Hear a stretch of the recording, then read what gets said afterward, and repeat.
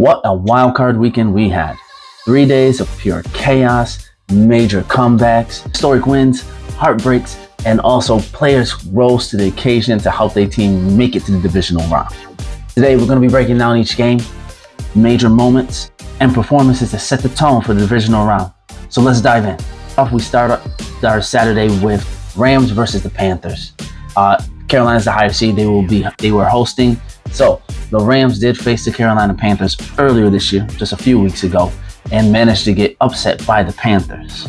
So will they be able to rally and make sure that doesn't happen again when it matters most in the playoffs? The Rams had major momentum. They have all the weapons. Carolina slipped into the playoffs, winning their division with an 8-9 record, and wanted to make an upset that would have reverberated throughout the league. At the beginning, it looked like it was going to be a landslide. Rams looked like they were going to dominate the whole way. But then all of a sudden, by halftime, it ended up being a 3-point game. Carolina rallied. It became a shootout from that point on. They went ahead back and forth trading touchdowns. But at the end, Matt Stafford made a dime to his tight end, Kobe Parkinson, for a touchdown to lead the game with about a minute left. Carolina couldn't rally, and unfortunately, they would be going home, or in this case, staying home, since the Rams decided to ended up pulling away with that 3-point win. Matthew Stafford finished with 304 yards, 3 touchdowns, and again, that touchdown to Kobe Parkinson to take the lead at the late stages of the game.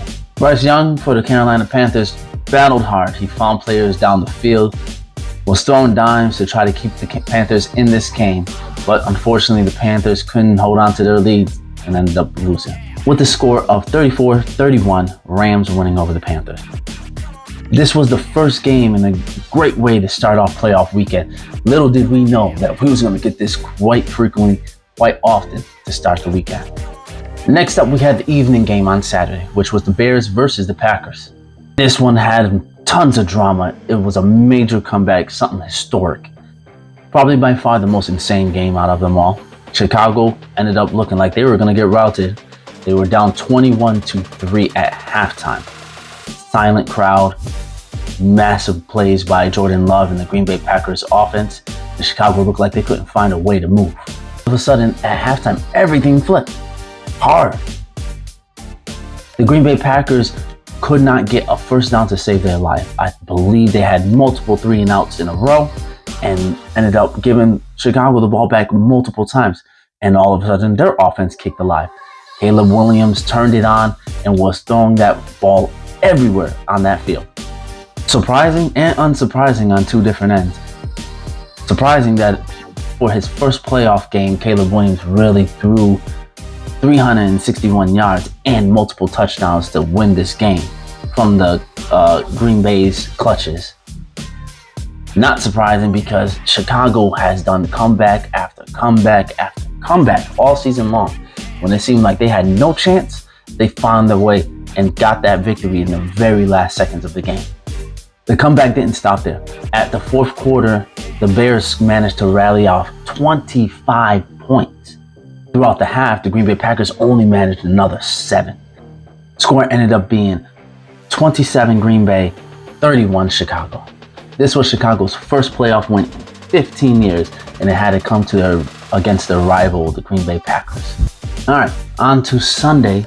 First matchup we had was a Sunday afternoon game, AFC matchup between the Buffalo Bills and the Jacksonville Jaguars. Jaguars were the home team as they were the 3 seed, Buffalo the away team since they were the 6 seed. The Jags were on a hot streak, winning 8 of their last games, offense looking lights out, defense looking very dominant. They had to come against Josh Allen and the Buffalo Bills, who have been scrapping throughout the season to get to their 12-5 record. The game was pretty sluggish at the start. A lot of highlights, a lot of big plays, but not a lot of scoring. In that fourth quarter, things changed dramatically. A ton of lead changes, 4 in fact, between the two teams, and it became a thriller to see. In the end, the Bills pulled it off. They managed to score a touchdown with about a minute left on a Josh Allen tush push, and the Jags got the ball back, had their chance to try to get down to get a field goal to tie the game up, and Trey White managed to break up a pass to get it deflected and picked off by Cole Bishop. Thrilling game, exciting drama from the beginning to end, Even if there wasn't a lot of scoring at the beginning, that finish was phenomenal. And the Bills won 27-24. Josh Allen was the story in this game. He went ahead and scored 3 touchdowns, 1 through the air, 2 on the ground, a completion percentage of over 80% with 28 out of 35 passes completed, and also that go-ahead touchdown, like I mentioned, with a minute left in the game. Jacksonville fought very well. They went ahead and put in a good performance, got 3 touchdowns from Trevor Lawrence. Unfortunately, 2 key and costly turnovers on interceptions that helped the Bills get enough done to win this game.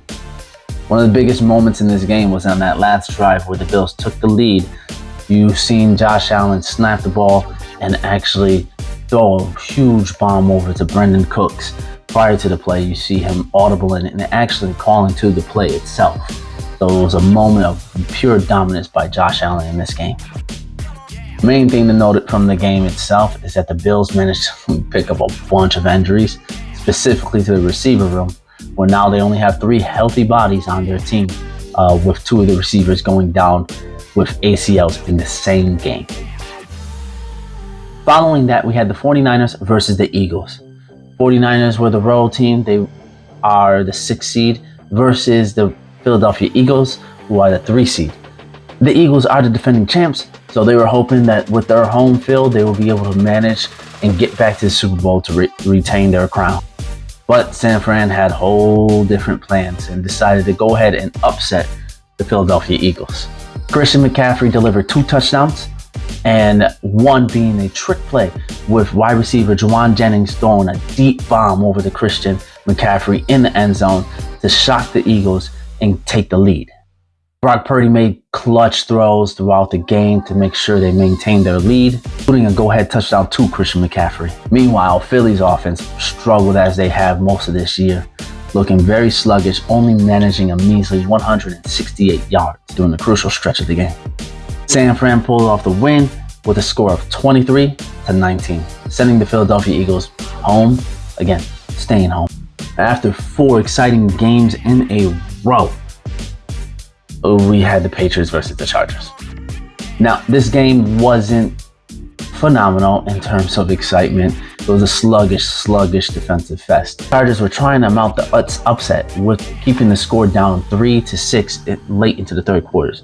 Then things got off track. The Patriots managed to berate Justin Herbert. He looked like a dead man walking majority of the game with how badly they were hitting him in the pocket.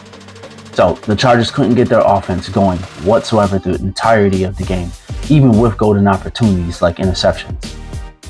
Patriots managed to pull it off with a score of 16-3, shutting down the Chargers and sending them home. And to finish off the wildcard weekend, we had the Pittsburgh Steelers and the Houston Texans. Pittsburgh was the higher seed, being the 4 seed, while Houston is the 5 seed, so they were at Pittsburgh. This was an interesting game. It was very slow, sluggish, similar to the last game to start the game. It got to a score of 7-6 Houston midway into the third quarter. Then things fell apart for the Steelers. Offensively, they couldn't get anything going. Houston showed off their dominant defense, which has been dominant for weeks on end, if not the whole season this year, and were tearing Aaron Rodgers up and shutting everything down. They led to multiple turnovers that led to the score inflating, ended up being a 30-6 rout by the end of it. And for Pittsburgh, it was another early playoff exit. We've already seen the ramification with Pittsburgh's head coach Mike Tomlin deciding to step down and leave his role as head coach for the Pittsburgh Steelers. Now the question is, what is Aaron Rodgers going to do with his career? It seems like he wants to play one more year, but we don't know what's going to happen, if anyone's going to give him a flyer. But that's something for the offseason. Texans hold strong, looking very good defensively. Offensively, they have questions with CJ Stroud and multiple turnovers in that game, keeping Pittsburgh alive. And with that, we have our divisional matchups. We got the Buffalo Bills versus the Denver Broncos, as well as the San Francisco 49ers versus the Seattle Seahawks. Following that on Sunday, you have the Houston Texans at New England Patriots. You have the Chicago Bears and the Los Angeles Rams.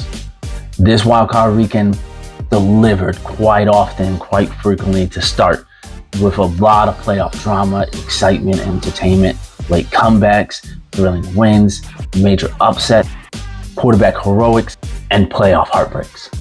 You got stars emerging like Caleb Williams and Josh Allen, while others fell short. And now it's on to the divisional round. Who's ready for round 2? Let me know what you think. What was your highlight from this past weekend? And who do you expect to pull it through and get to the Super Bowl? Drop a comment down below. Let me know what your favorite highlight was of this weekend. But until then, like and subscribe. See you guys till the next video. Be blessed.